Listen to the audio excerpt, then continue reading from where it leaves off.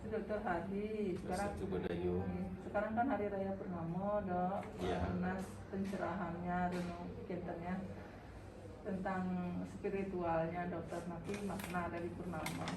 Iya. Terima kasih Bu Dayu. Pada Purnama ini saya ingin bercerita tentang kisahnya Dewi Gangga. Dewi Gangga ya. Mungkin kisah Dewi Gangga ini bisa menginspirasi kita semua untuk bisa menemukan nilai-nilai yang seringkali kita tidak ketahui. Ya. Jadi ada sebuah cerita.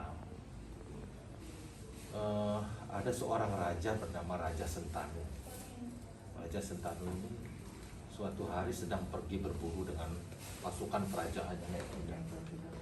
Dalam perjalanan dia sampai di tepian Sungai Gangga. Nah, beliau dan rombongannya akan menyeberangi Sungai Gangga. Gangga di India ya. India. Ternyata beliau ketemu dengan seorang pengayuh perahu. Seorang wanita cantik jelita.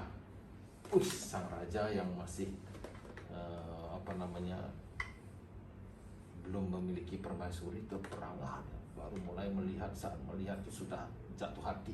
Ya, biasanya kan laki-laki yang gini, Ya. menggayuh perahunya. Kemudian dia lihat, kok cantik sekali, baru mulai itu dia sudah merayu wanita itu.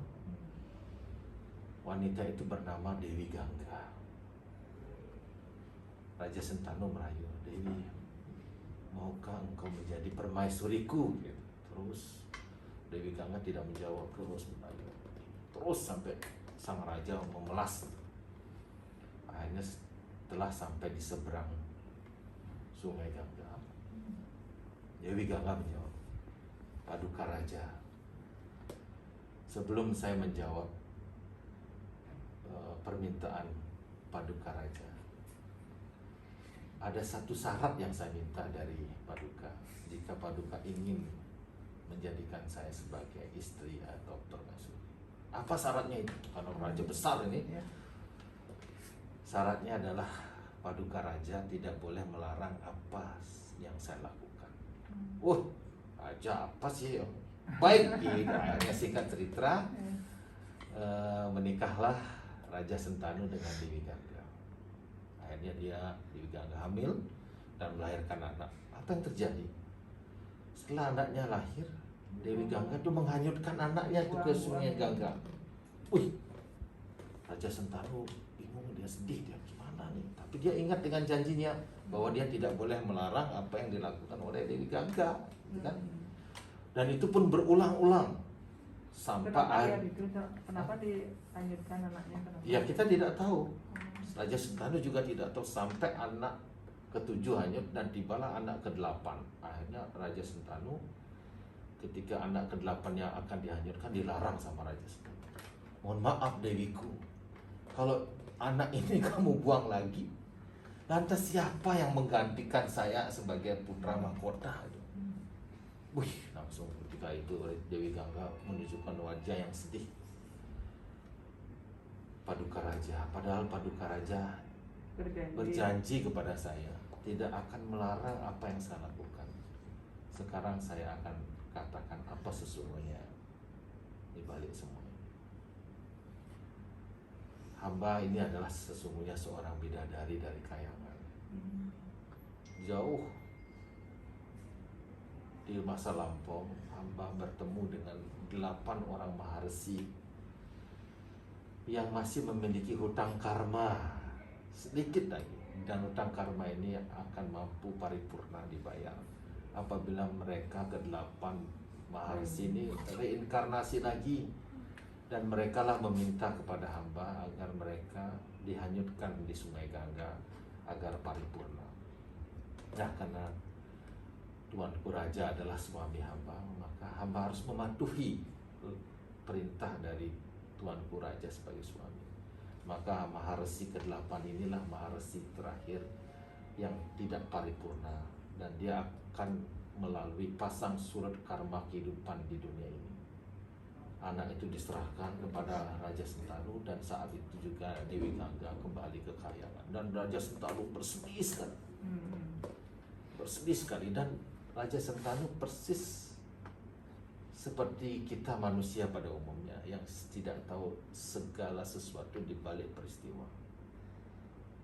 Nggak tahu masalahnya. Nah, tapi Raja Sentanu lupa pada komitmennya. Apa komitmennya? Janjinya. Ingat tuh. Pikiran adalah arah, perbuatan adalah langkah, kata-kata adalah janji.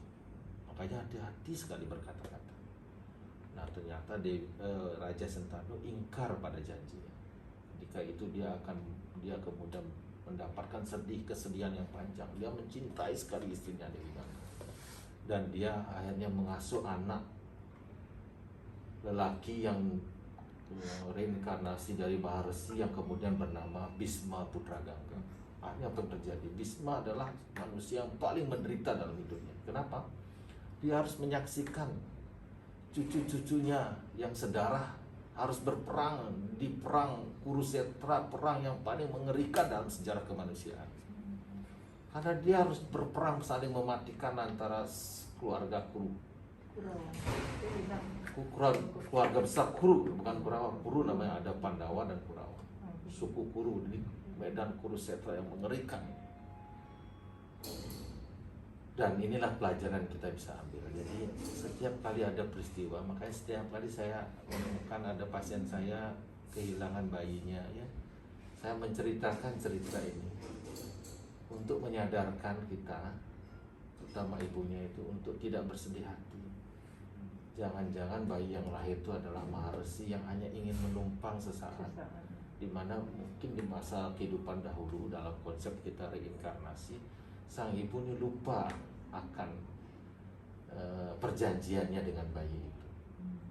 Mestinya segala yang kembali kepada Tuhan lagi ada sesuatu yang paripurna. Jadi kematian itu bukanlah duka, kematian itu bukanlah dosa, tapi kematian itulah kesempurnaan.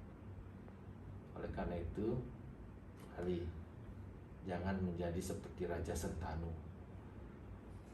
yang lupa pada janjinya dan tidak memahami bahwa setiap peristiwa punya alasan di masa lalu yang kuat, yang merupakan janji kita. Suka maupun duka yang datang pada kita di hari ini, itu adalah janji yang sudah kita sepakatkan. Oleh karena itu, terimalah realitas itu dengan riang gembira. Itu Budayu dengan semangat. Nah, itulah renungan di Purnama hari ini. Semoga bisa menjadi pencerahan, membangun kesadaran kita bersama. Astagfirullah. Ya, semua Dokter Hari. Bisa.